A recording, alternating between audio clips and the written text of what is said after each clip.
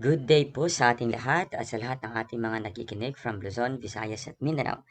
Alam naman po natin na this coming October 30, that's Monday 2023, yun po ang ating BSKA, Barangay and SK elections para sa ating bansa.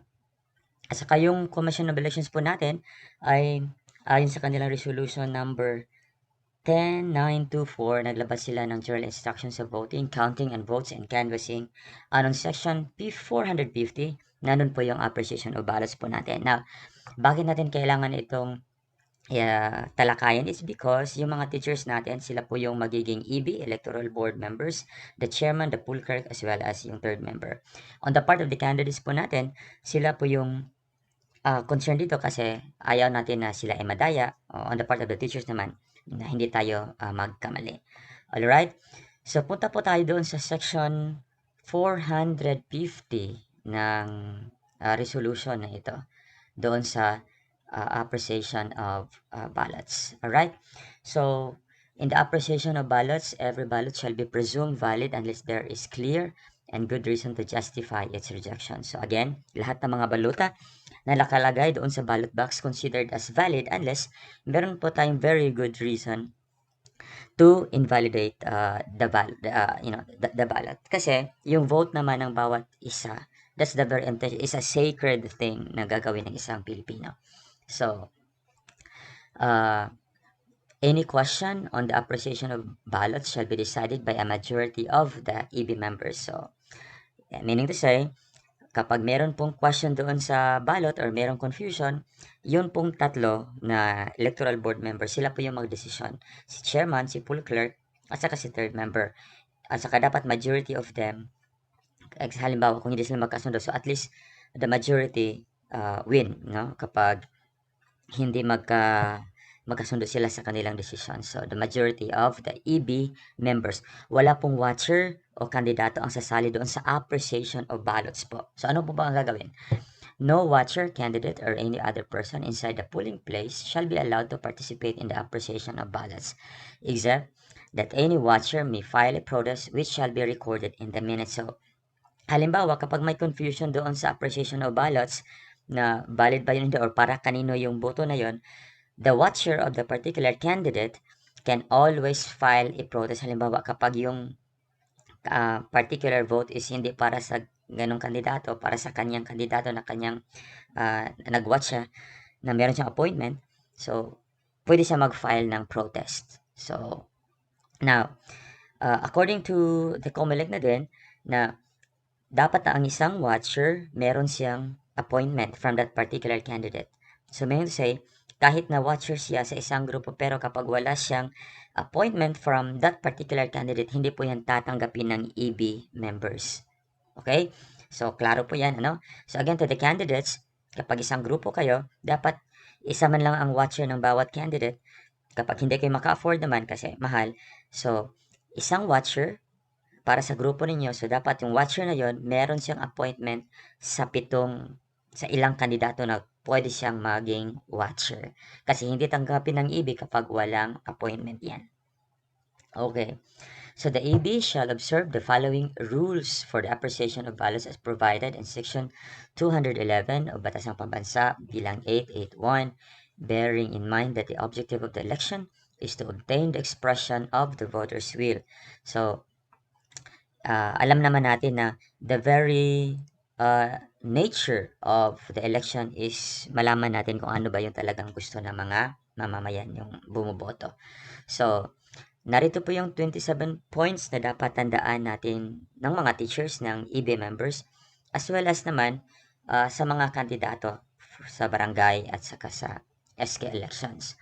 So, una, when only the first name or surname of a candidate is written, the vote for such candidate is valid if there is no other candidate with the same first name or surname for the same office. So, klaro ito, ano? Kapag yung naisulat lang doon sa balota is only the first name, only yung pangalan niya or yung apelyado lang ang nakasulat at saka wala namang ibang kandidato na for the same position, so yung naisulat doon sa balota is valid. Okay? So, okay na po tayo dyan. Pwede name or family name lang ang nakasulat, valid po, basta walang ibang kandidato for that position. So letter B, where only the first name of a candidate is written on the ballot, which when read has a sound similar to the surname of another candidate, the vote shall be counted in favor of the candidate with such surname. So, kapag ang nakasulat lang daw is yung pangalan lang ng kandidato sa baluta, tapos pagbabasahin mo naman sound similar sa apelyido ng isa pang kandidato, ang boto na yon ay mapupunta sa kandidato na may surname. Ang tawag po natin doon, the primacy of surname. Okay? So, kapag magkapareho sila ng pangalan at saka parehang apelyido, halimbawa De La Cruz, so, yung kandidato na may De La Cruz na family name na apelyido, sa kanya mapupunta yung boto instead doon sa first name ng De La Cruz. Ganun. Okay, so the primacy of surname. Now, however, if there are two or more candidates with the same full name, kapag pareho sila ng apelyido, first name din at saka surname, and one of them is incumbent, and on the ballot is written only such full name, first name, or surname, the vote shall be counted in favor of the incumbent. Now, so kapag merong dalawang kandidato, however, na yung apelyido is pareha sila, pareha din sila ng pangalan. Now, meron po tayong rule na tinatawag na the primacy of the incumbent. So, meaning to say, ang boto is mapupunta doon sa incumbent na candidates. Okay? So, si De La Cruz, tatlo sila. Then, merong isang incumbent doon na De La Cruz. So, sa incumbent na De La Cruz, mapunta yung boto. Okay? So, ganun. The primacy of incumbent. So, okay na tayo dyan. Letter C. In case the candidate is a woman who uses her maiden or married surname or both, and there is another candidate with the same surname, a ballot bearing only such surname shall be counted in favor of the candidate who is an incumbent. So, halimbawa kapag babae, no, at saka meron na siyang maiden name or married name na nakasulat doon, tapos meron ding another candidate na pareho sila ng apelyido. So, ang boto is mapupunta doon again sa apelyido na kandidato na incumbent. Kapag, kapag magkapare-pareho dalawa or tatlo na mga apelyido, magkapareho ganun, doon talaga mapupunta ang boto sa incumbent. Incumbent na candidate. Okay? Now, let's proceed to letter D. When two or more words are written on the same line on the ballot, all of which are surnames of two or more candidates, the same shall not be counted for any of them unless one of the surname is an incumbent who has served for at least 1 year, in which case it shall be counted in favor of the latter. So ganito, kapag yung nakasulat sa isang linya, pareho apelyido lang nakasulat, So, hindi pwedeng ibigay sa isang kandidato yung boto unless isa doon sa nakasulat na apelyido sa isang linya is incumbent, so ibigay doon sa incumbent. However, when two or more words are written on different lines on the ballot, all of which are surnames of two or more candidates bearing the same surname for an office for which the law authorizes the election of more than one, and there are the same numbers of surnames are written as there are candidates with that surname, the vote shall be counted in favor of all the candidates bearing the surname. Now, halimbawa naman, on the second line, kapag kapag merong dalawa or tatlong mga kandidato, nakasulat doon kapag nakasulat sa baluta naman is lahat ng apelyido. Example, halimbawa, De La Cruz, tatlong De La Cruz yung mga kandidato, tapos tatlo din yung De La Cruz doon para sa, sa sangguniang barangay. So, lahat ng mga boto na yun is valid. So, one vote for each candidate. Kasi tatlo yung naisulat, tatlo din yung kandidato, so each candidate will get one vote for that ballot. So, now let's proceed to letter E. When on the ballot is written a single word, which is the first name of a candidate and which is at the same time the surname of his opponent, the vote shall be counted in favor of the latter. So, ganito. Kapag daw yung sa balutan ay sulat isang salita lang, okay? Halimbawa, first name ng candidate, tapos ang this first name naman is apelyido naman ng isa pang kandidato, ang boto is mapupunta doon sa kandidato na may apelyido. Okay, so that's the primacy again of surname. Next, letter F. When two words are written on the ballot, one of which is the first name of a candidate and the other is the surname of his opponent, the vote shall not counted for either one. So, kapag dalawa daw yung nakasulat doon sa isang balota, tapos yung first name ng candidate at saka surname sa kanyang kalaban naman, hindi pwedeng i-count lalo na kapag wala namang incumbent doon sa kanila. Okay? A name, letter G, a name or surname incorrectly written when read has a sound similar to the name of a surname of a candidate when correctly written shall be counted in favor of such candidate. So, kapag wrong spelling, pero sounds similar naman, so pwedeng tatanggapin yon. That's in favor of that particular candidate. So, here, wrong spelling, sounds similar is counted. Okay? So, kahit mali pa yung spelling, pero sounds like, lalong-lalo na sa mga I, E, D, O, and U, tayo mga Pinoy. So, that is still counted. Then letter H, when a name of a candidate appears in a space of the ballot for an office for which he is a candidate, and in another space for which he is not a candidate, it shall be counted in favor for the office for which he is a candidate, and the vote for the office for which he is not shall be considered a stray vote, except when it is used as means to identify the voter, in which case the whole ballot shall be void. Now, so, ganito. Kapag yung pangalan ng kandidato is nakasulat doon sa hindi naman posisyon na kanyang which he aspire for, so, pwede pa din yun makount. Lalong-lalo na kapag walang kaparehong apelyado, So, makounted yun. Pero if kapag feel ng EB members, makikita nila na merong pattern, ganun, pwede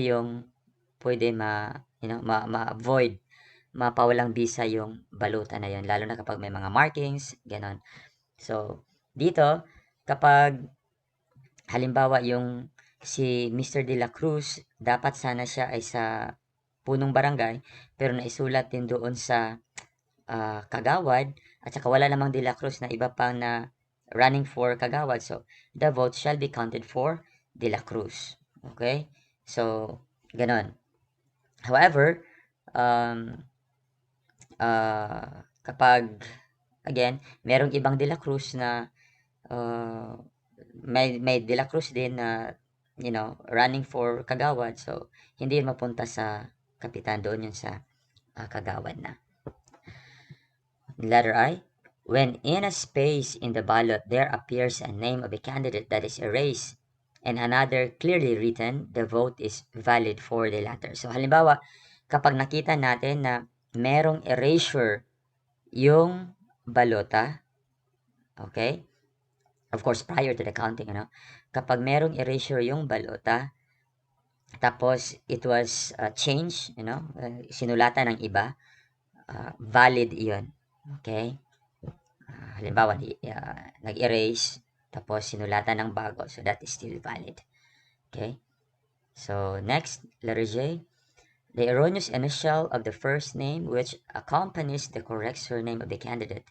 The erroneous initial of the surname accompanying the correct first name of the candidate, or the erroneous middle initial of the candidate shall not annul the vote in favor of the latter. So, again, yung mga initial ng first name, ano pa ba yung family name, so pwede lang yon. So, halimbawa naman, J. De La Cruz, okay lang yan, or Juan De La C, so that's okay. Lalong-lalo na kapag wala namang ibang kandidato na tumatakbo doon. So, that's still valid, okay, in favor of that particular candidate. Letter K, The fact that there exists another person who is not a candidate with the first name or surname of a candidate shall not prevent the adjudication of the vote of the latter. So kapag merong ibang tao na hindi naman kandidato pero with the first name or surname of the candidate shall not prevent adjudication of the particular person. So it's still on the EB members to accept, lalong-lalo na kapag merong mga kaapilyado na kapareho doon. Okay? Then letter L, ballots which contains prefixes as a Sir, Mr., Dato, Don, Ginoo, Honorable, Gob, or suffixes like Iho, Junior, Segundo are valid. So kapag nilagyan ng mga prefix na ito, that's okay. Lalong-lalo kapag yan naman talaga ang identity ng kandidato in that particular place. Okay? So that is valid na boto. Now let's proceed to letter M. The use of nicknames and appellations of affection and friendship is accompanied by the first name or surname of the candidate does not annul the such vote except when they were used as a means to identify the voter, in which case the whole ballot is invalid. So kapag meron talagang mga markings, may mga signs na ito ay isang marked ballot, pwede yun i-invalid yung the whole ballot kasi marked ballot siya. Provided that if the nickname naman, again, pwede ang nickname as long as it's not, how can I say, it's not a marked ballot, no, to identify the candidate na siya yung binuboto ng tao. So, pwede ang nickname kapag yun naman talaga ang tawag ng tao sa kanilang lugar. Provided that if the nickname used is unaccompanied by the name or surname of the candidate, and it is one by which is generally, it's here, and it is the one by which he or she is generally or popularly known in the locality. Okay? The name shall be counted in favor of the said candidate for the same office with the same nickname. So, yung mga nickname, pwede yan. Kasi yan naman talaga ang katawagan sa kanya. So, like, ano natin dito na kahit na incomplete, as long as ma-identify na yan ang tao na yan ang kandidato, that is valid. Letter N, any vote containing initials only which is eligible or which does not sufficiently identify the candidate for whom it is intended shall be considered as a stray vote but shall not invalidate the whole ballot. So, kapag yung isang balota, merong nakasulat doon na hindi klaro, kasi manual naman yung ano natin, election this October 30. Kapag hindi klaro yung nakasulat doon, in that particular candidate, it will be considered a stray vote. So, hindi yon i-count. However, the rest sa mga kandidato na nakasulat doon, kapag klaro naman, so, it shall be counted. It will not invalidate the whole ballot, just that particular na kandidato kapag hindi talaga klaro. Okay?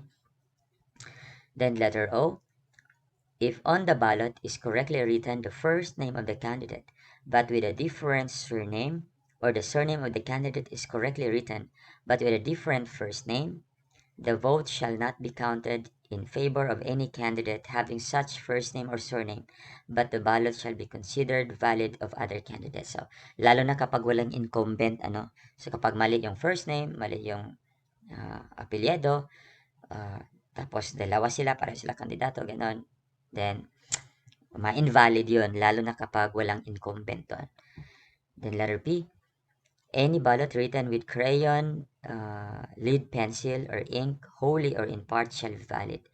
Meron naman siguro, during these elections, meron naman siguro mga ballpen provided by the Commission on Election or the COMELEC naman, So, baka merong nagdala doon ng kanilang, pencil, or ink, or whatsoever. So, pwede pa rin. It can be counted as long as nakasulat doon sa balota correctly. Then, letter Q, where there are two or more candidates voted for in an office for which the law authorizes the election of only one, the vote shall not be counted in favor of any of them, but this shall not affect the validity of the other votes therein. So, kapag merong dalawa na kandidato ang isinulat sa isa lamang na posisyon, halimbawa punong barangay, or SK chairman. Tapos dalawa yung naisulat doon. So, it's invalid na vote for that particular position lang. Tapos the other, na mga votes na tama ng sa ibaba, pwede yun it can be counted for that particular candidate. So, it will not invalidate the ballot, but just only for that particular position. Letter S, any vote in favor of a person who has not filed a certificate of candidacy or in favor of a candidate or an office for which he did not present himself shall be considered as a stray vote, but it shall not invalidate the whole ballot. So, halimbawa kapag isinulat doon sa baluta ay hindi naman kandidato, so that particular vote in that particular position will be, considered a stray vote. So, hindi kasali yan. Pero, yung iba na tama yun. The ballot itself is still valid for other candidates. Pero yung isunulat doon na tao na hindi naman kandidato is considered stray. Then, letter T, a ballot containing the name, letter T, a ballot containing the name of a candidate printed and pasted on a blank space of the ballot or affixed thereto through any mechanical process is totally null and void. So, again ito, kapag yung baluta na printed ang pangalan ng mga kandidato, of course, ginamitan talaga ng printer or whatever machine, or even nag-paste doon ng mga name ng candidates. So, that is, the whole ballot is null and void. So, hindi yon bibilangin. So, the whole ballot kasi marked ballot doon. So, invalid, null and void. So, walang boto for any of the candidate. Letter U, circles, crosses, or lines put on the spaces on which the voter has not voted shall be considered as signs to indicate his desistance from voting and shall not invalidate the ballot. So, halimbawa, kapag may isang posisyon na hindi nilagyan ng pangalan, so, halimbawa, sa punong barangay, hindi nilagyan ng pangalan or nilagyan ng dash, ganun, or cross, or circle, whatever.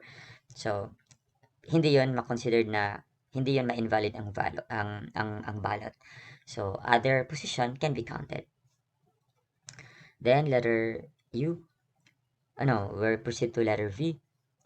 Unless it should clearly appear that there have been deliberately put by the voter to serve as identification marks, commas, dots, lines, or hyphens between the first name and surname of a candidate or in other parts of the ballot, traces of the letter T or J, other similar ones, the first letters or syllables of names which the voter does not continue, the use of two or more kinds of writing, and an intentional or accidental flourish, stroke, strain shall not invalidate the ballot.